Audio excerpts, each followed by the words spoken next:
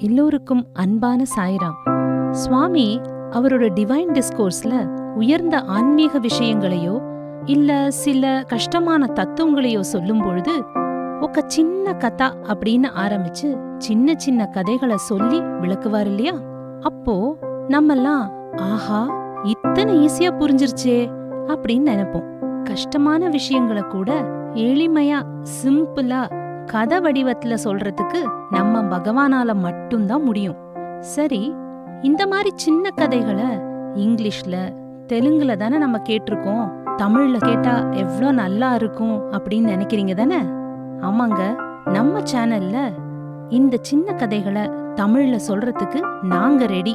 கேக்குறதுக்கு நீங்க ரெடியா? ఒక చిన్న కథ